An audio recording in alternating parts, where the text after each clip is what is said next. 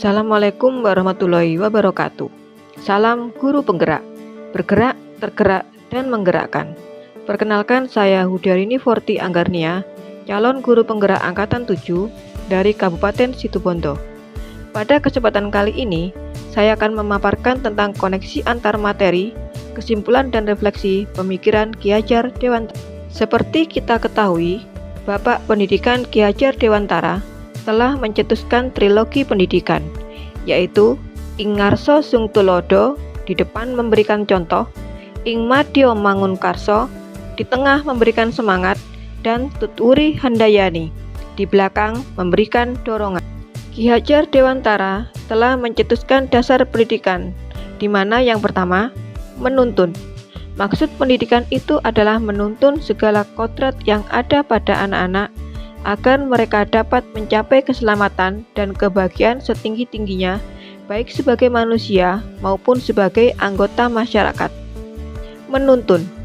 Pendidik hanya dapat menuntun tumbuh atau hidupnya kekuatan kodrat yang ada pada anak agar dapat memperbaiki lakunya, bukan dasarnya hidup dan tumbuhnya kekuatan kodrat anak. Yang kedua adalah kodrat anak, yaitu merdeka dan bermain.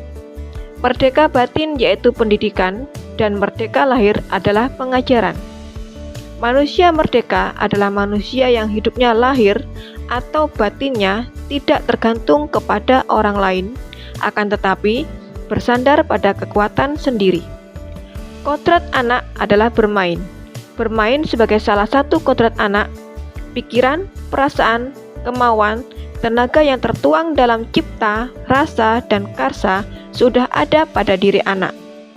Permainan anak dapat menjadi bagian dari pembelajaran di sekolah. Yang ketiga adalah pendidikan yang berpihak pada anak.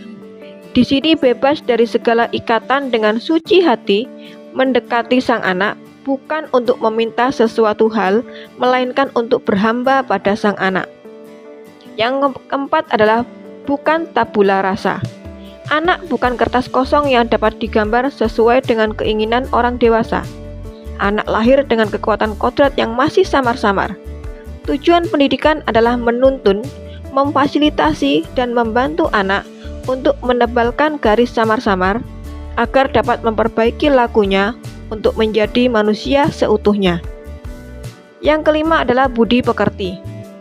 Budi pekerti, watak, karakter adalah bersatunya atau perpaduan harmonis antara gerak pikiran, perasaan, dan kehendak atau kemauan sehingga menimbulkan tenaga atau semangat. Budi artinya pikiran, perasaan, kehendak atau kemauan, dan pekerti adalah tenaga. Dalam kesempatan ini, saya akan memaparkan kesimpulan dan refleksi pemikiran Ki Hajar Dewantara.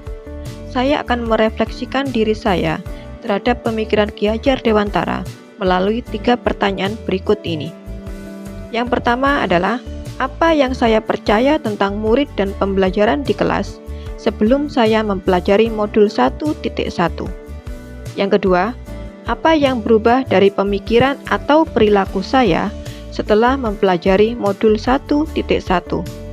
Dan yang ketiga, apa yang dapat segera saya terapkan lebih baik agar kelas saya mencerminkan pemikiran Ki Hajar Dewantara. Yang saya percaya tentang murid dan pembelajaran di kelas sebelum saya mempelajari modul 1.1. Yang pertama adalah proses pembelajaran berpusat pada guru atau teacher center, di mana murid hanya mendengarkan penjelasan dari guru. Kemudian, yang kedua, guru kurang memahami karakteristik murid, di mana setiap anak memiliki karakteristik masing-masing, dan saya masih kurang mampu untuk memahami karakteristik mereka. Yang ketiga adalah rendahnya motivasi murid, sehingga mereka pasif dalam pembelajaran. Ketika guru memberikan pertanyaan, masih banyak siswa yang belum mau menjawab dan berkomunikasi di dalam kelas. Dan yang keempat yaitu pembelajaran yang terfokus pada ketercapaian KKM, dengan mengutamakan perkembangan aspek konektif saja tanpa memperhatikan bakat dan minat anak.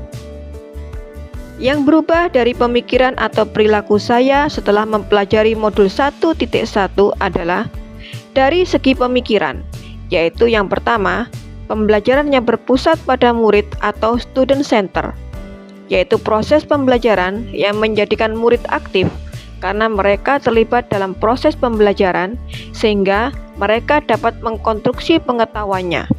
Yang kedua yaitu menghargai perbedaan setiap karakteristik murid. Anak terlahir berbeda setiap individunya. Mereka memiliki keunikan masing-masing. Hal ini akan menimbulkan pembelajaran yang lebih berwarna. Sebagai pamong, harus dapat menuntun murid sesuai dengan kodratnya. Yang ketiga yaitu menyadari bahwa guru bukan satu-satunya sumber belajar. Apapun yang ada di sekitar kita dapat dijadikan sumber belajar murid. Murid bebas untuk memilih sumber belajar apapun yang akan mereka gunakan untuk belajar. Merubah pemikiran dari menuntut menjadi menuntun. Dari segi perilaku, yang pertama adalah terus berusaha menciptakan pembelajaran yang menarik dan menyenangkan. Saya akan berusaha menerapkan berbagai metode dalam pembelajaran. Hal itu bertujuan untuk menciptakan pembelajaran yang menarik, sehingga dapat meningkatkan motivasi murid dalam belajar. Yang kedua yaitu memberikan kebebasan kepada murid untuk menyelesaikan tugas sesuai dengan minat, bakat, dan kreativitasnya masing-masing. Yang ketiga yaitu menuntun murid dalam mengembangkan potensi atau bakat yang dimilikinya sesuai dengan kodrat alam dan kodrat zaman.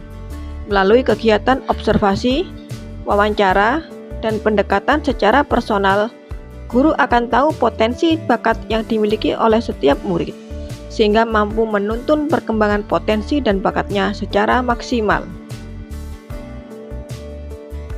Yang dapat segera saya terapkan lebih baik agar kelas saya dapat mencerminkan pemikiran Ki Hajar Dewantara adalah: yang pertama, merancang dan melaksanakan pembelajaran yang interaktif dengan melibatkan murid, sehingga mereka mendapatkan pembelajaran yang bermakna dan menyenangkan. Yang kedua yaitu menerapkan konsep merdeka belajar. Berikan kebebasan kepada murid untuk bereksplorasi dalam menentukan belajar, baik akademik maupun non-akademik. Guru tidak lagi menjadi sumber utama, namun guru harus kreatif agar murid bisa dibimbing dan diarahkan sesuai dengan kodratnya. Yang ketiga yaitu pembelajaran yang mengutamakan aspek budi pekerti. Pembiasaan yang baik akan selalu saya teladankan kepada murid supaya mereka menjadi pribadi yang lebih baik. Yang keempat yaitu menerapkan sistem AMONG. Pendidikan yang menuntun bukan menuntut. Memberikan tuntunan dan arahan agar anak tidak kehilangan arah dan membahayakan dirinya. Yang kelima adalah pembelajaran yang sesuai dengan kodrat alam dan kodrat zaman. Mendidik sesuai dengan kodrat alam yang dimiliki anak supaya mampu memberikan tuntunan dan perilaku sesuai dengan karakternya, sehingga pembelajaran lebih menyenangkan. Kemudian tetap terbuka dan selalu mengikuti perkembangan zaman, namun tidak bertentangan dengan nilai-nilai kemanusiaan dan konteks sosial budaya yang ada. Yang keenam adalah menerapkan pembelajaran yang berbasis kearifan lokal dan budaya setempat. Yang ketujuh adalah mengintegrasikan permainan dalam pembelajaran.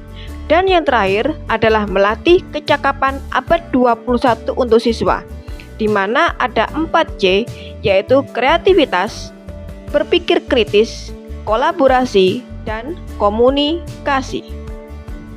Kesimpulan yang dapat saya ambil dari refleksi yang saya lakukan terhadap pemikiran Ki Hajar Dewantara yaitu: yang pertama, pendidikan adalah menuntun anak sesuai dengan minat dan bakatnya. Yang kedua, pendidikan bukan hanya ilmu akademis saja, namun perlu penanaman budi pekerti yang baik. Dan yang ketiga, pendidikan sejatinya berhamba pada anak, karena seorang pendidik harus bisa melayani segala bentuk kebutuhan metode belajar siswa yang berbeda-beda. Demikian yang dapat saya sampaikan terkait koneksi antar materi modul 1.1, kesimpulan dan refleksi Ki Hajar Dewantara. Semoga bermanfaat dan terima kasih. Wassalamualaikum warahmatullahi wabarakatuh.